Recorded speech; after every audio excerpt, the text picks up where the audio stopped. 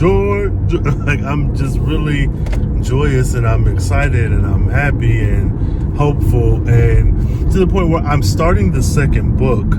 And my plan has been to start it in July, maybe do some little... It's like I'm racing on Father Time. Hard to see the vision when you only see dollar signs. Stick to plan A, cause the B feel like compromise. Thinking shit sweet, this the life they don't advertise. So I'm leaving the pyramid, and I'm kind of losing my shit.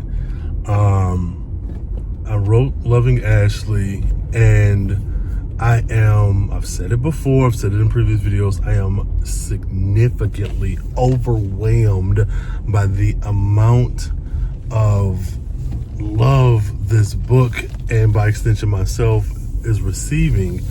To the point where, you know, you expect people you know to like support you, sure, and that doesn't make... What am I saying? Getting support from strangers online feels really, really good. Getting support from people you know feels really, really good. But there's one thing about getting support from people like these strangers on your phone and computer screen, because they don't have a connection with you. But then that's not to diminish the people who you know, and vice versa. And I consider myself a pretty likable person. I think I get along with most people, and I also hold space for people who do not like me or may not like me for whatever reason, because you don't have to, you're not required to. And I say that to say, having this book having the reception that it has from people who I know, who are like, maybe we just work together, or maybe we just our neighbors and see each other here and there. It's like, because I have been writing for years and I've published before, I don't want to say this doesn't feel significant, because that would be a lie. But I think it initially, before the reception, it felt like old hat. It felt like, oh, this is something that I've done. And in the past, when I've done it, I have gotten a positive reaction, but it has not always been to this degree. And that's not saying anything about the quality of the work. It's just in general, it was like, you know, okay, you are young, you are going into various careers. People are in college. People have, you know, some of your friends are becoming attorneys. Some are bartenders. Some are actors. So it's just like, I don't want to downplay it as if it's not significant or not important, but it's like everyone's moving and shaking and doing stuff. And so getting the response that I've gotten this week has really has me feeling good, man. I don't know. I'm in a place of calm and joy. Like, I'm just really joyous, and I'm excited, and I'm happy and hopeful, and to the point where I'm starting the second book. And my plan has been to start it in July, maybe do some little groundwork here in June, but July being the month that this is, you know, I really kicking into overdrive and start really, really working hard on this second book. But this makes me want to just jump into it now. And I want to still give myself space to breathe and enjoy Ashley's book, because I don't want to look back on this release and be like, oh, I just jumped right into Belly's book and I didn't really get, you know, I mean, I don't feel that I feel fulfilled now, you know, so shit, anything else is going to be a plus. Oh, shit. Anything else from now is going to be, you know, just icing on the cake, cherry on top or whatever. So I don't know, man. I'm feeling a way. I'm feeling a lot of ways, and so I am excited for Belly's book, and in turn, I'm excited for Cian's book. And with Belly being book number 2, I have some other ideas that I've been working on for some maybe books or novellas that could bridge the gap between books 1 and 2 or 2 and 3 or whatever. So I'm working on that, and I'm being very intentional. Like I said, my hard deadline is to have these 2 or 3 book series out by the time Black Romance Book Festival 2026 comes around. Prayerfully, I have it done before the end of the year, but if not, you know, that's still another 5 months. The other thing, with the love I received, my good friend John of the John Effect podcast, me and him have a podcast, a joint podcast that we do monthly, which is the Gay Side Stories Reimagined, and it's effectively a kind of stop off, an hour and a half-ish long conversation between two black men of a certain age and experiences. Sometimes it's goofy, sometimes it's a bit more serious, but every time it's a good time. And this motherfucker surprised me. He definitely leaned heavy into the loving Ashley of it all. So I'll for sure link that in the show notes for anyone who's interested in hearing me be fucking stumped. He did a really good, there's a segment where he asked me to fan cast the Loverboy series, and that I love that man down. That is yes, my bro. Yeah, I think when this comes up, by the time this video goes up, it would have already passed, but I have a, what does she call it? I mentioned 𝘾𝙤𝙡 Cunningham, the author, in a previous video. If I plan this correctly, the video where I mentioned Darlene will be 2 videos behind this one. But she and I are going to get on a live on TikTok on the 21st, which is Sunday at 9 a.m. Central, 10 a.m. Eastern, and have a conversation. Last time we talked, it was about 2 hours. I would expect about the same, maybe a little longer, maybe a little shorter, but hopefully if you're following on TikTok, you would have already caught that live where we're just discussing loving Ashley. And I have plans for, some videos about Ashley on my own, but I'm more than appreciative of her even suggesting this Ashley talk. I think it's called like a tea talk or coffee with Darlene, something, I don't know. I'll put a graphic on screen if I can remember, and at the very least I'll have Darlene's TikTok linked in the show notes as well, so please check her out.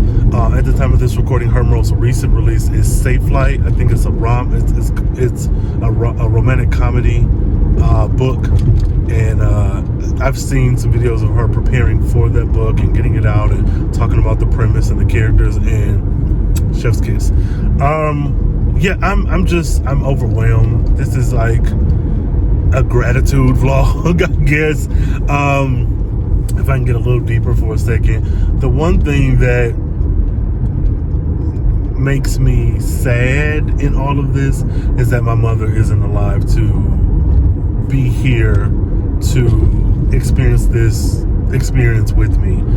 What I wouldn't give to be able to hand her a copy of my book, what I wouldn't be able to give to, I don't know, just talk to her about it, because that was my sounding board for books that I've written in the past. She was the beta reader of all beta readers, the alpha reader of all alpha. Like, she was my rock. So, that's it. But of course, that's life. Things happen. But I wish she was alive to go through this experience with me. So if you have a decent relationship with your mother, give her a hug for me, because I wish I could. But all in all, I'm speechless and overwhelmed in all the best ways. Loving Ashley. Of course, this is my career. I'm calling it a career. I'm not doing I want to be an author. As we know, this is my career. I have 2 careers. I have my regular corporate job, and now I am a published author. Of course, you want the funds to roll in, but I'm in this space where that's not my focus, because I feel like when the book is good, and at the very least, I want to say good because I love the book. I think it's great, but I want to exclude the word good from this part of the conversation, and when I'll put when it's liked, when it's enjoyed by people, because what's good to you may be terrible to others and vice versa. But when people are enjoying it, if they can enjoy it, the numbers are going to come, the funds are going to come. Like, that's so I'm not going to act as if money is not a very important factor of this, but what I'm not going to do is act as if that is the most important, especially in this moment. I also want to give a heavy-handed shout out to author 𝘾𝙤𝙡. Thank you so much. She released a video which was a bit of a reintroduction to herself and to YouTube, and her writing process and what she expects from her channel and the things that she's kind of been doing in the background and what she plans to use it for. Phenomenal video. Great. Shout out to you, young lady.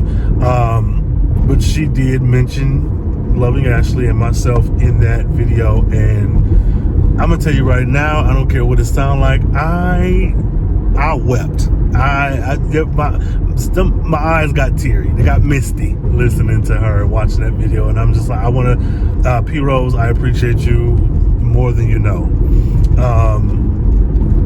I think with this channel, or with not even with this channel, with posting online, I think it kind of easy to slip into keeping up with the Joneses. Oh, I need X amount of followers, I need X amount of comments, I need X amount of impressions, and this and that. And we know this social media game is not anything new, but I know that it is easy to fall into that, looking what the next person is doing. And I think I got over that pretty early in the YouTube game, so to speak. But much like with podcasting, for me, it was always about, of course, my work and my talent, but also, or in addition to, adjacent to, whatever, is also that this is laying the groundwork that can inspire someone else. With my podcast, Carefree Black Nerd, the focus has always been representation in comic books and related media. And my goal was always to highlight these characters, black characters and POC characters and characters of color and handicapped characters and queer characters and indigenous and whatever else, because there may be a character that, there's a little Chinese girl in Iowa who is queer and sees no representation and is in a very religiously strict household where she doesn't have access to these things. Well, if she stumbles upon this podcast, you'll see that there's more than just Superman and Batman and Wonder Woman. There's also, Nubia, and there's also the pantheon of Superman, is it called stand-in Superman characters that are Asian. And so that's been my focus. So even if I didn't get the numbers, my focus was more or less getting out the content that I like and knowing that internet is forever. So if someone doesn't listen to it in June of 2022, that person might find it in March of 2026 and it's still there available. And that's kind of how I look at this YouTube thing. Like, I might have tons of vlogs and videos and maybe some get traction, some don't, but it's not going to deter me because somebody's going to find it. And it might not even be that somebody who needs it. It might be a family member of that person who needs it. Or somebody say, oh, I saw this video and this man was talking about this book he wrote. Oh, here's a black man and he's older. And now somebody who they're talking to who's older and they're a black man and wanted to write a book. And I'm like, oh, okay, he did it, I can do it too. That could be a bit of, not reaching, that could be a bit of like wishful thinking or whatever. But that's the way I operate moving in this channel. And so I say all that to say that the numbers, I don't really care. For me, at this point, this is a journal that chronicles my author journey, and I think this is invaluable to have. And I suggest or recommend that everyone, even if you don't do it to the degree that I do, put something out there as consistently as you can, where you can revisit 5, 10, 20 years from now. I'm like, damn, look at that. I did this. This is what I was doing with my first book, or my first Lego build, or my first time I attempted skating, or whatever. So I don't know, y'all. I'll wrap this up here. I am 𝘾𝙤𝙡. I'm a love story architect. I write stories about black folks in various situations. Right now, I am in my love story bag, contemporary love story bag, with the first of my 3-book series, the Loverboy series. Book 1, Loving Ashley, is out right now. Amazon is where you can find it. If you want the ebook, it is in KU. If you want to buy the ebook and you not in KU, it's available as well. If you are wanting a physical copy, right now Amazon is, at the time of this recording, the only place to get a physical copy. I'm working on doing the website thing, trying to figure out how that's going to work. If I can do fulfillments on my own, I would like to transition to my own website. But that's where we are. So please check out Loving Ashley, and when you do, leave a review. Let's get some more eyes on Ashley and Misho's story, and see where we can take them as we prepare for 𝙍𝙬𝙖𝙮 in book 2. So thank you so much. Read something, write something, and come back and tell me, Rain. In my books, you're always going to run the gamut of like gay, straight, whatever. And I've been doing this for so long that it was kind of second nature to me. I used to write like soap operas in those 70-page notebooks. I was writing plays for school. Like I've, back in like middle school, high school, put on like different plays, I was in